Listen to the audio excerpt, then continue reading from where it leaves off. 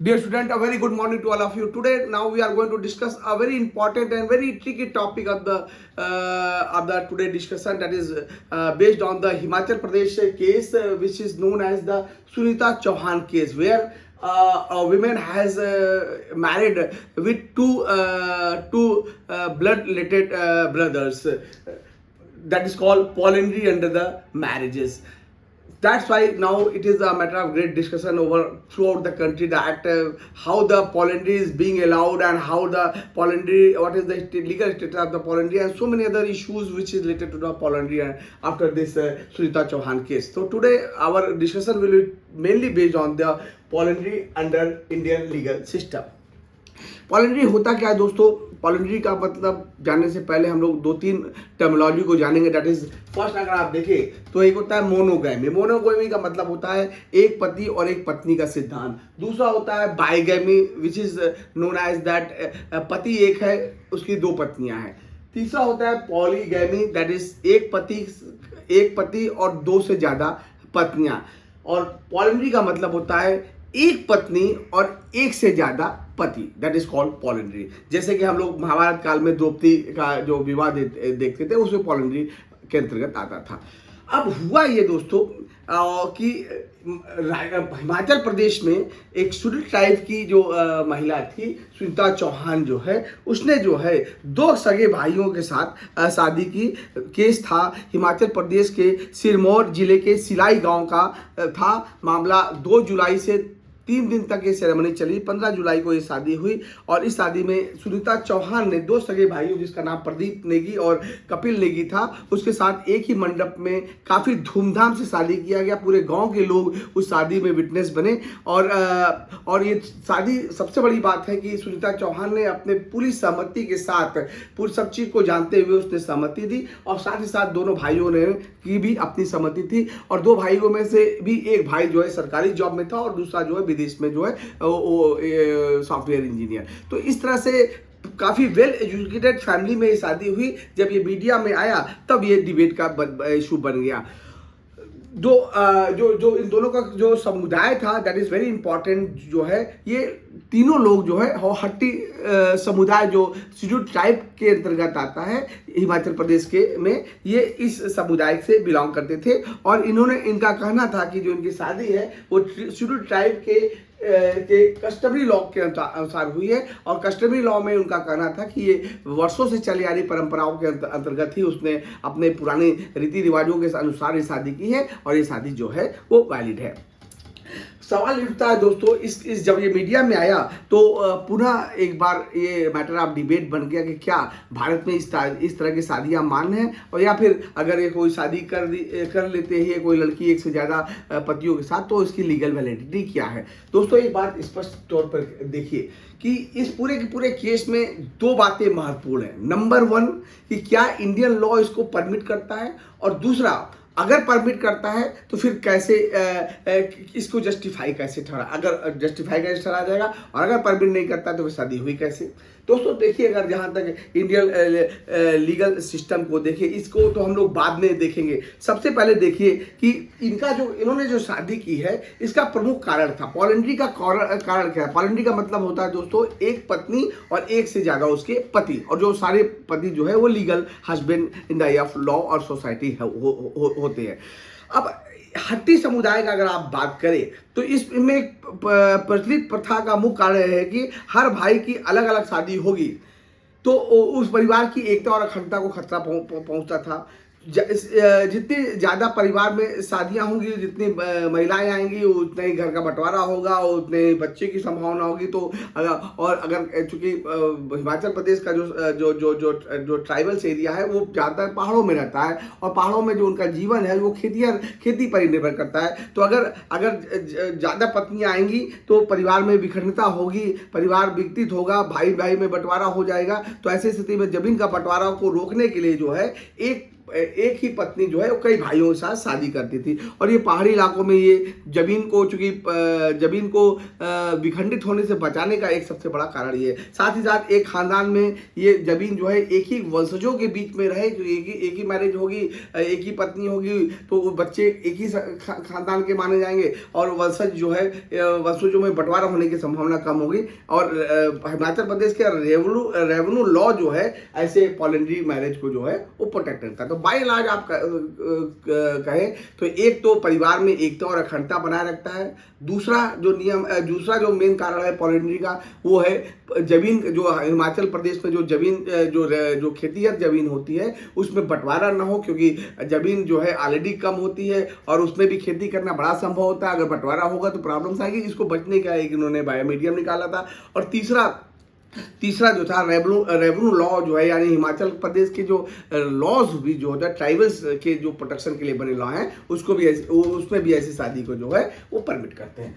अब दोस्तों यहाँ तो हो गई ये कस्टमरी लॉ का नियम कानून। दूसरा है क्या भारतीय लॉ इसके परमिट करता है। तो भारत में जो अब तक जो पर्सनल लॉज जो लागू होते हैं, हिंदू के ऊपर हिंदू लॉ लागू होते हैं, मुस्लिम के ऊपर मुस्लिम लॉ लागू होते हैं। और हर पर्सनल लॉज में, चाहे अगर आप हिंदू में के ऊपर देखें तो हिंदू के ऊपर हिंदू मैरिज एक्ट 1955 लगता है। 1955 से पहले एक पति स्वतंत्रता एक से ज्यादा पत्नी रख सकता था। दोस्तों याद रखिएगा, हिंदू में और मुस्लिम में, हाँ क्रिश्चियनिटी में और पार्शियल लॉ और ज्यूज लॉ में काफ़ी कम था, लेकिन हिंदू और मुस्लिम लॉ में स्पष्ट तौर पर था कि मुस्लिम लॉ में तो खैर 4 पत्नी की इजाज़त जो है शुरू से चली आ रही थी, लेकिन 5वीं शादी नहीं हो सकती थी। लेकिन हिंदू लॉ में रिस्ट्रिक्शन नहीं था, एक पति स्वतंत्र था, एक से ज्यादा पत्नी रख सकता था। 1955 में पहली बार हिंदू मैरिज एक्ट बना और रूल ऑफ मोनोगेमी का प्रिंसिपल एस्टेब्लिश हुआ। इसके अनुसार neither party has a spouse living at the time the marriage, यानी विवाह के समय किसी भी पक्षकार का एक से ज्यादा पति और पत्नी नहीं होनी चाहिए। अतः 1955 में से जो है हिंदू कम्युनिटी में भी एक पति और एक पत्नी का रिवाज कायम था। इससे पहले जो है एक पति चाहे जितनी पत्नी रख सकता था, लेकिन एक पत्नी कभी भी किसी भी धर्म में इसे अलाउ नहीं किया गया था। इसका सबसे बड़ा कारण ये था कि एक पत्नी को कभी भी एक से ज्यादा पति रखने की इजाजत नहीं दी गई थी। इसका सबसे बड़ा मुख्य कारण यह था कि अगर एक से ज्यादा पत्नी एक से ज्यादा पति के पास रहेगी तो पैटर्निटी हमेशा प्रश्न लग जाएगा, क्योंकि as per the maternity is concern it is always certain. बच्चे को जो माँ जन्म देगी वो उसकी माँ है, इसमें कोई डाउट कभी भी किसी भी कम्युनिटी में नहीं रहा है। लेकिन अगर एक माँ एक से ज्यादा पति के पास रहेगी, एक से ज्यादा लोगों के साथ संबंध बनाएगी, तो it is very difficult for anyone to ascertain that who is the father of the child. तो ऐसी स्थिति में इस सब, और फिर बच्चे का पिता कौन होगा, तमाम तरह के लीगल कॉम्प्लिकेशन की वजह से जो पॉलिएंड्री जो है किसी भी समाज में अलाउ नहीं किया गया था। हर यद्यपि महाभारत काल में, द्रौपदी काल में जो है, महाभारत काल में इस तरह के एक आध दो इंस्टेंसेस हम लोग को देखने को मिलते हैं। अब दोस्तों इसका जो सबसे बड़ा सवाल जो मीडिया उठा रही है कि पॉलिएंड्री का क्रियान्वयन कैसे होगा। पॉलिएंड्री अगर मान लीजिए आपने एक जैसे इसी केस में सुनीता चौहान ने 2 पतियों के साथ शादी की, प्रदीप नेगी और कपिल नेगी। कल को बच्चे होंगे, कल को परिवार बढ़ेगा, बच्चे होंगे, बच्चे का पिता कौन होगा। तो इसका उन्होंने जवाब ये दिया कि जो प्रचलित प्रथा है कि एक से ज्यादा पति वैध तो होंगे, और साथ ही साथ अगर कल को परिवार होगा तो ये परिवार बढ़ेंगे। परिवार कैसे बढ़ेंगे, ये फैमिली एडजस्टमेंट होगा कि पत्नी जो है किसके साथ कब और कैसे रहेगी। ये दोनों भाई या जो पति है ये आपस में मिलकर at the time the marriage जो है वो सेटल करेंगे। एज पर द ये हट्टी कम्युनिटी का जो जहाँ तक प्रथा है उसमें साफ साफ कहा गया है कि जो बच्चे, अगर कल को बच्चे होंगे तो बच्चे का पिता जो हो वो व्यक्ति होगा जो इन पतियों में सबसे एल्डर पति होगा। यानी कि कपिल नेगी और प्रदीप नेगी में जो भी बड़ा भाई होगा उसके बच्चे का नाम दिया जाएगा। और इस तरह से जो भी तमाम जो कॉम्प्लिकेशंस आएंगे उसको जो है फैमिली सेटलमेंट के अनुसार, यानी तीनों मिलके जो है, दोनों भाई या जितने भी पति होंगे वो प्लस पत्नी मिलके ये डिसाइड करेंगे एक फैमिली सेटलमेंट कि कैसे कैसे अगर कोई कॉम्प्लिकेशंस आता है तो उसका निपटारा कैसे, यानी आपसी सहमति से जो है उसका क्रियान्वयन जो है वो होगा। लॉ के अकॉर्डिंगली नहीं होगा, बल्कि आपसी सहमति से होगा। भारत में जो कानून है वो उसकी इजाज़त नहीं देते, क्योंकि मैं बता दिया हूँ कि हिंदू लॉ में नाइदर पार्टी है स्पाउस लिविंग का सिद्धांत है। जहाँ तक स्पेशल मैरिज एक्ट है उसमें भी एक पति और पत्नी का सिद्धांत लागू हुआ है। अगर आप मुस्लिम लॉ को देखें तो मैक्सिमम 4 शादी एक पति कर सकता है, लेकिन एक पत्नी, चाहे वो शिया हो चाहे सुन्नी हो, एक पत्नी जो है एक पति से ज़्यादा कभी नहीं रह सकती। किसी हिंदू मुस्लिम जो है इसे प्रोहिबिटेड करता है, बॉयड मैरिज मानता है। साथ ही साथ क्रिश्चियनिटी में भी ये टोटली प्रोहिबिटेड है। तो जनरली इंडियन लॉज जो है उसको प्रोहिबिटेड करते हैं। लेकिन ये जो पूरा का पूरा सुनीता चौहान का केस है, ये 2 चीज़ों पर दोस्तों बेस्ड है। नंबर 1 कि ये लोग शेड्यूल ट्राइब के अंतर्गत आते हैं। दूसरा है जो जो जो इनकी मैरिज हुई है वो जो है वो कस्टमरी लॉ के अनुसार हुई है। कस्टम इसे अलाउ करता है। कस्टम जो है 500 साल, हजारों साल का कस्टम जो है वो चला आ रहा था, उस कस्टम में ये ऐसी व्यवस्था चली आ रही थी। अतः कस्टम का हवाला देते हुए इस मैरिज को जो है वो वैलिडिटी देने का प्रयास किया जा रहा है। दोस्तों, as per the custom is concern, जहाँ तक लॉ का प्रावधान है, हर कस्टम को कस्टम नहीं मानेंगे। कस्टम को कस्टम मानने के लिए जनरली जो है वो उसका पैरामीटर वो 6 पैरामीटर पर खड़ा उतरना चाहिए। अगर कोई भी कस्टम तभी कस्टम होगा। कस्टम का मतलब होता है एक ऐसी चलन, एक ऐसी आदत, एक ऐसी प्रथा जो सदियों से चली आ रही है, जो वर्षों से चली आ रही है। तो सबसे पहला उसका टेस्ट है कोई भी कस्टम है कि नहीं है। इसके जानने का पहला टेस्ट है वो है दोस्तों, कस्टम जो है एंटिक्विटी होनी चाहिए, यानी प्राचीन कस्टम होनी चाहिए, वर्षों से चली आ रही हो, इतने वर्षों से चली आ रही हो कि आपकी मेमोरी में वो नहीं आ पाए कि कब से वो चली आ रही है। हालांकि न्यायालयों ने कहा है कि 100 साल से अधिक चली आनी चाहिए, लेकिन न्यायालय ने डिफरेंट केसेस में डिफरेंट अवधि तय की है। एक सर्टेन अवधि नहीं है। अगर आप देखें तो इंग्लैंड में जो है ये 1189 अर्थात रिचर्ड प्रथम के गद्दी के बैठने के समय से चली आनी होनी चाहिए। हालांकि भारतीय न्यायालय ने इसे ये काल नहीं माना। इनका कहना है कि प्राचीन होनी चाहिए, बहुत प्राचीन होनी चाहिए, इतनी प्राचीन कि आदमी की याददाश्त शक्ति से परे हो। दूसरा है सर्टेनिटी होनी चाहिए, वही कस्टम बनेगा जो सर्टेन हो, जो निश्चित हो, जो जिसमें कोई एम्बिगुअस न हो। कंटिन्यूस होनी चाहिए, लगातार उस कस्टम का पालन होना चाहिए। कभी भी नहीं कि कभी टूट जाए, कभी फिर पालन हो, कभी ऐसा नहीं। कस्टम का वही कस्टम बनेगा जो लगातार इसका पालन हो रहा हो। रीजनेबल, तार्किक होनी चाहिए। जैसे इसमें तर्क दिया गया कि जमीन का बंटवारा ना हो, परिवार में एकता अखंडता बनी रहे, इस तरह से तार्किक के आधार पर चला होना चाहिए। मस्ट नॉट पब्लिक पॉलिसी, ये पब्लिक पॉलिसी यानी समाज हित के अगेंस्ट न हो। और लास्ट है must not against the law के अगेंस्ट कोई कस्टम जो है वो प्रिवेल नहीं कर सकती है। तो कोई भी कस्टम को कस्टम होने के लिए ये जो है 6 टेस्ट हैं जो बताए गए हैं हर पर्सनल लॉज में।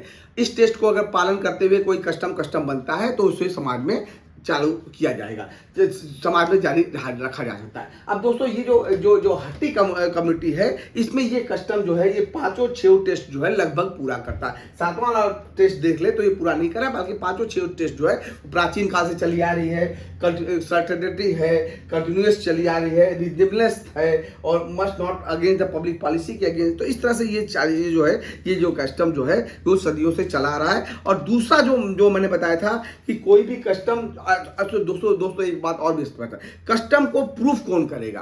प्रूफ ऑफ कस्टम, जो व्यक्ति इस कस्टमरी लॉ के आधार पर ये सहारा ले रहा है कि उसकी मैरिज वैलिड है, उसी पर burden of lies upon those parties who has taken the benefit of this custom. तो ये पार्टी के ऊपर है सिद्ध करे कि उसके यहाँ ये कस्टम है और जो वर्षों से चली आ रही है। सारे टेस्ट उसका सिद्ध करने का भार इन तीनों पक्षकारों पर रहेगा। अगर वो सिद्ध करते हैं तो ये कस्टम माना जाएगा और उस पर लॉ जो है, लॉ के ऊपर वो कस्टम प्रिवेल करेगा। दूसरा जो मैंने बताया था दोस्तों कि दूसरा जो सब डिफेंस लिया जा सकता है वो है शेड्यूल ट्राइब।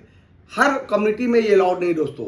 शेड्यूल ट्राइब के अपने रूढ़िगत नियम कानून होते हैं। शेड्यूल ट्राइब का तात्पर्य होता है, अगर आप भारतीय संविधान का अनुच्छेद 366 जो है 366-25 देखें तो उसमें साफ साफ कहा गया है कि अनुसूचित जनजाति वो हैं जिन्हें अनुच्छेद 342 के अंतर्गत अनुसूचित जनजाति का माना, यानी कि संविधान ने कहा है कि अनुच्छेद 342 में जिन्हें अनुसूचित जनजाति माना गया है वो अनुसूचित जनजाति के माने जाएंगे। अब अनुसूचित जनजाति 342 से कहता है दोस्तों, संविधान का अनुच्छेद 342 से कहता है कि राष्ट्रपति किसी राज्य या केंद्र शासित प्रदेश के राज्यपाल के परामर्श करके राज्यों से और उसके गवर्नर से परामर्श करके किसी भी जनजाति या जनजाति समुदाय को अनुसूचित जाति घोषित कर सकते हैं। यानी कि governor with the consultation of the president of India किसी भी समुदाय को स्पेशल एरिया को जो है वो अनुसूचित जाति या जनजाति जो है अनुसूचित जाति जो है घोषित कर सकते हैं।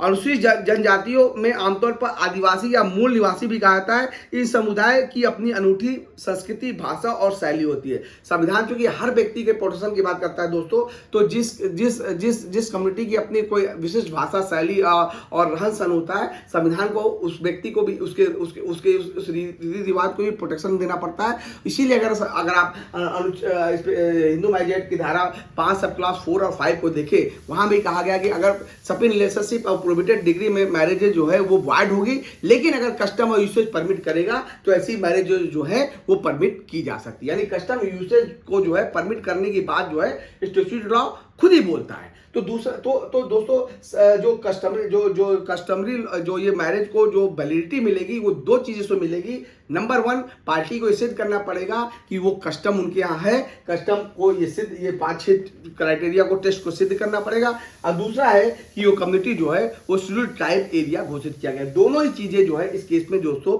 पाई जाती है। अतः अगर हम मान के चलेंगे कि ये जो सुनीता चौहान वाला केस है, इसमें जहाँ तक जो हमारे ओपिनियन का सवाल है, ये मैरिज को वैलिडिटी मिलता है, क्योंकि दोनों ही चीज़ें जो है इस केस में अप्लाई करती है। अनुसूचित जनजाति का क्षेत्र घोषित हो, ऑलरेडी हिमाचल प्रदेश का वो क्षेत्र घोषित हो चुका है। दूसरा जो है इनके यहाँ जो कस्टम है वो कस्टम जो है वो प्रिवेल करेगा, क्योंकि ये कस्टम हजारों सालों से चला आ रहा है। अब दोस्तों जो सबसे बड़ा इशू ये होता है कि जो समाज में डिबेट चल रहा है वो है क्यों नहीं हम लोग को यूनिफॉर्म सिविल कोड लागू कर दे। बात हो रही है इस शादी को देखते हुए कि लोगों का कहना है कि एक लॉ लागू हो। यूनिफॉर्म सिविल कोड का मतलब होता है दोस्तों जो फैमिली अफेयर्स के मैटर होते हैं। फैमिली अफेयर्स के मैटर का मतलब है marriage, divorce, adoption, succession, guardianship, maintenance, ये सारे जो मैटर होते हैं जो जिससे एक व्यक्ति अपने पर्सनल लॉ से गवर्न होता है, उसमें पार्लियामेंट कोई लॉ बना दे और उस पर सभी धर्मों के लोग जो है, जैसे कि मान लीजिए हिंदू में neither party has spouse living का मामला का रूल है। सेक्शन 5 सब क्लॉज 1 कहता है कि जो जब विवाह के समय एक पक्षकार जा रहा है तो neither party has spouse living, यानी कि विवाह के समय एक पार्टी के एक पति और पत्नी का सिद्धांत है। यही मुस्लिम में भी होना चाहिए, यही क्रिश्चियन में भी होना चाहिए, जो यही पर्शियन में भी होना चाहिए। अतः इस तरह से अगर यूनिफॉर्म सिविल कोड अप्लाई कर दिया जाएगा तो फिर इस तरह की शादियाँ जो है वो कभी भी समाज में नहीं हो सकती है। दोस्तों in conclusion we can say that कि भाई ये जो बात हो रही है पूरी दुनिया में या पूरे भारत में इस तरह की शादियां को मान्यता नहीं दी गई है। मैं फिर से बता रहा हूं दोस्तों कि ये कस्टम का सहारा तभी आप ले सकते हैं जब ये 2 चीजें आप सिद्ध करें। पहला है कि आप जो शादी कर रहे हैं, मैरिज जो कर रहे हैं, वो कस्टमरी लॉ के अंतर्गत वैलिड है, और दूसरा है आप शेड्यूल ट्राइब के अंतर्गत आते हैं। ये दोनों ही चीजें अगर प्रूव होगी तभी वो मैरिज जो है वो वैलिड मिलेगी। हम आपके घरों में कस्टमरी लॉ से गवर्न नहीं होते हैं, क्योंकि कस्टम हमारा कभी भी अलाउ नहीं करेगा। कस्टम धरती पाल को नहीं निकलता है। कस्टम तभी कस्टम बनेगा जब इन सारे टेस्टों को वो पूरा कर दे। तो अतः इस तरह की शादियां वही समुदाय में कर सकती है हो सकती है जो अनुसूचित जनजाति जो है क्षेत्र डिक्लेयर हो गया होगा। अनुसूचित जनजाति क्षेत्र डिक्लेयर करने का power president with the consultation of the governor and particular state को ही है। जहां पर जैसे छत्तीसगढ़ में या झारखंड में या उत्तराखंड में या हिमाचल में कई सुदूर एरिया में इस तरह के कस्टमरी लॉ या उसको जो है अनुसूचित जनजाति क्षेत्र घोषित किया गया है। भारत के हर क्षेत्र को अनुसूचित जनजाति क्षेत्र घोषित नहीं किया गया है। भारत में समान विधि लागू होती है। अतः इन कंक्लूजन हम लोग ये कर सकते हैं कि जहां तक बदलते सामाजिक आर्थिक परिपेक्ष पे ये हो सकता है कि आप इसे वैलिड मान लें, क्योंकि इस सुनीता चौहान वाले केस में तीनों ही पढ़े लिखे लोग हैं और तीनों ही एक अच्छे समुदाय से एक अच्छे कम्युनिटी में उनका परिवर्तन हुआ है। लेकिन फिर भी अगर सुनीता चौहान ने अपने कस्टमरी लॉ को अडॉप्ट करते हुए शादियां की हैं तो ये पर्सनल लॉ उस पर लगेगा और वो पर्सनल लॉ के अनुसार वो शादी जो है वो वैलिड होगी। जहां तक अन्य लोगों का सवाल है, भारतीय जो इंडियन लॉ है वो या फिर पर्सनल लॉ है वो इस तरह की शादियों को कतई मान्यता नहीं देता है। क्यों? क्योंकि इंडियन लॉ ये कहता है कि at a time the marriage neither party has a spouse living. Hindu में मुस्लिम में एक मुस्लिम मैक्सिमम 4 शादी कर सकता है, लेकिन याद रखिएगा दोस्तों, ये बाईगैमी और पॉलीगैमी होगी, ये पॉलिएंड्री नहीं हो सकती। किसी भी धर्म में जो है एक से ज़्यादा पति रखने की व्यवस्था या एक से ज़्यादा पति रखने का कस्टम जो है वो कतई नहीं है। अतः कुछ स्पॉटिक केस को छोड़ दे, जैसे ये वाला केस है, ज़्यादातर इंडियन लॉ भी यही कहता है कि polyandry is not acceptable under the Indian context. But again I would like to repeat here that अगर किसी अनुसूचित जनजाति क्षेत्र के अपने कस्टम रीति रिवाज हैं तो उन्हें इसे पालन करने की छूट होगी। और यही बात अगर आप देखें तो हिंदू मैरिज एक्ट का सेक्शन 29 सब क्लॉज 1 भी यही कहता है कि अगर रूढ़िगत सामान्यतः विवाद विच्छेद जो है वो कोर्ट के द्वारा होता है हिंदू का, लेकिन यहाँ पर रूढ़िगत विवाह विच्छेद के संबंध में जो है धारा 29 सब क्लॉज 1 में कहा गया है कि अगर किसी विशेष कम्युनिटी का, किसी विशेष अनुसूचित जनजाति के समुदाय में कोई विवाह विच्छेद का उनका अपना कोई नियम कानून है तो वो प्रिवेल करेगा। सेक्शन 29 सब क्लॉज 1 इस बात को अप्रूव करता है। तो अगर इसका तात्पर्य हुआ है, उसी तरह से मैंने जैसे अभी रिपीट किया था, सेक्शन 5 सब क्लॉज 4 कहता है कि अगर सपिल रिलेशनशिप या प्रोहिबिटेड डिग्री अगर पक्षकार आ रहे हैं तो वो शादी वाइड होगी, लेकिन अगर कस्टम यूसेज अलाउ करता है तो ऐसी शादियां भी वैलिड होगी। इसका मतलब ये हुआ दोस्तों कि भारतीय संविधान प्लस भारतीय कानून जो है वो कस्टम को कुछ हद तक जो है वो प्रोटेक्ट करता है, और इसी प्रोटेक्शन के अनुसार ये सुनीता चौहान वाला जो मैरिज है वो वैलिड मैरिज माना जाएगा। लेकिन भारत में अन्य समुदाय के लोगों को जो कि अनुसूचित जनजाति या जिनके अपने इस तरह के कस्टम नहीं है, वहां पर ऐसी शादियां जो हैं वो वैलिड नहीं मानी जाएगी। Thank you very much.